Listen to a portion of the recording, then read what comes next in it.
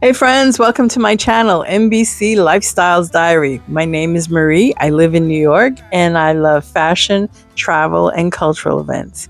Please join me as I go to the Brooklyn Museum to see the Spike Lee exhibit called Creative Sources. When you walk in, you're introduced to Mr. Lee. That's the suit he wore to Cannes as the first Black person to head the panel.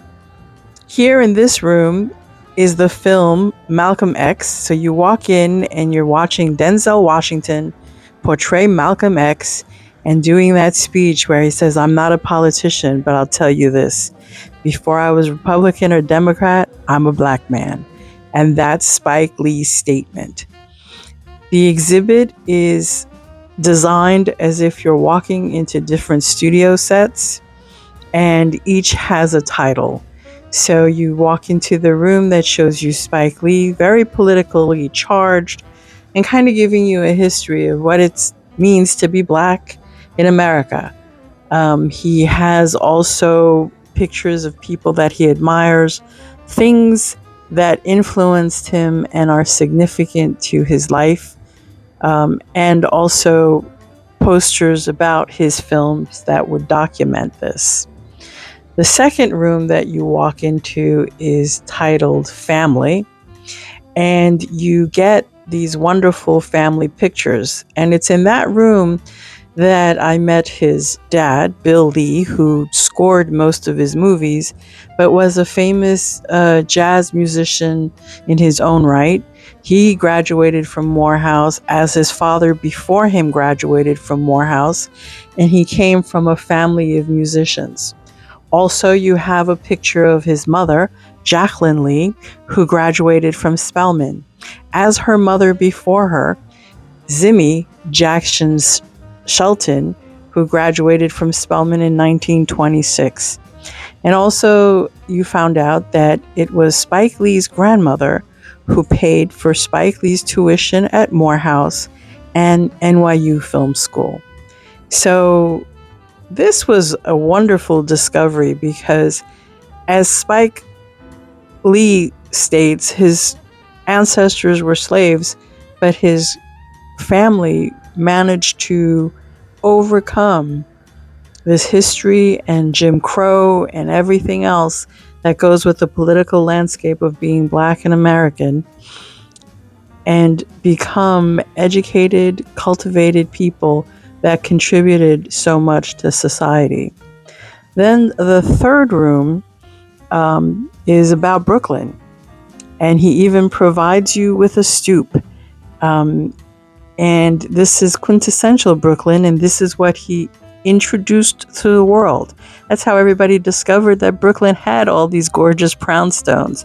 And as his wife has said, he's the one that's responsible for the gentrification of Fort Greene. He doesn't like that credit, but it's true. I can remember seeing his first film, She's Gotta Have It, and he showed the vitality, the diversity, the beauty of Brooklyn that was being ignored in New York City. Then you walked into another room that was about sports. And it's labeled sports because he's a big Knicks fan, a big Dodgers fan, and you have memorabilia from that. And you also have the sneaker collaboration that he did with Nike and Michael Jordan. And you also look at the musicians and artists and athletes that influenced him. So basically, you're getting the gist of this exhibit, right? You're being introduced to Spike Lee, the mind of Spike Lee. And it's wonderful that he gets to tell you who he is. He's not waiting to die, like most artists these days are doing. They're saying, if anybody's going to tell you who I am, it's going to be me. And that's what Spike Lee did. He shows you what his creative references are, what impacts him, what influences him. He shows you his collection.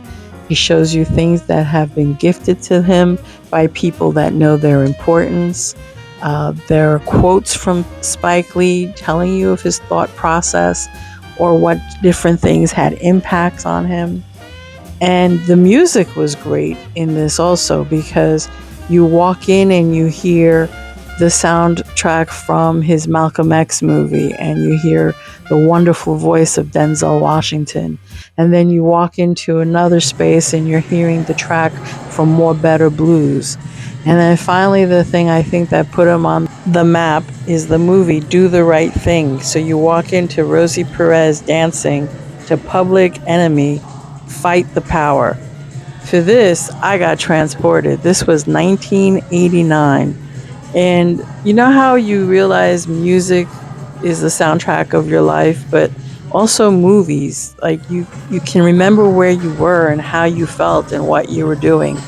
And that's how I felt. And I was like, wow, yeah, Spike Lee was very much a part of my consciousness. And he raised a lot of issues. I didn't always agree with him or the point of view that he chose to express, but at least he got the dialogue going. And we were seen in his movies. And I sat and I watched, and there were some other ladies in there watching that clip of Rosie dancing, and we were laughing and reminiscing, and they were naming some of the dances. We walked into another room, which was another homage to musicians, and he had this wonderful exhibit with Prince and the 3 guitars owned by Prince. And that was wonderful to see, and kind of a nod to his musical background via his father. In seeing this exhibit, you realize how autobiographical his films were.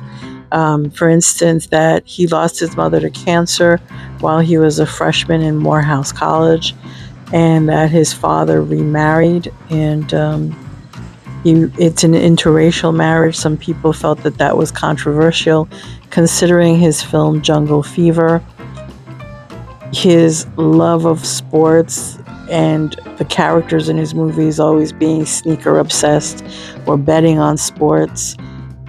And it really was interesting, and it was really a marker of our time, and it was informative, and I hope you go see it. Especially if it is your era, it'll bring a lot of memories back. The thing that I admire about the Lee family is Spike had 4 siblings. They're all into the arts. They've continued that tradition. And as human beings, we're all multifaceted. We're not one thing. We're complicated. And this exhibit does that. I love that Kendall Wiley painting. That's also part of Spike Lee's collection and an ode to his love of sports. Spike Lee was born on March 20th, 1957. He is 66 years old. He was born in Atlanta, Georgia. His family moved to Brooklyn in 1961. They were the first Black family into Fort Greene and Cobble Hill. At that time, Cobble Hill had a lot of Italian-American families, which is why some of his earlier movies document that conflict, and why Do the Right Thing, the pizza parlor, played so relevantly in it. So as I said, it's a lot of things that he gets from his life, which makes it interesting. And then lastly, we walked into a room with 3 major screens, and we sat down, and that was truly a walk down memory lane. We looked at Soul Train clip, we looked at a School Days clip, we looked at the Summer of Sam, and once again, we looked at the Do the Right Thing. And what that did is it captured the music of the era, the dances of the era, and the vibe of the era. And I got a real big kick out of doing the butt. I forgot that one.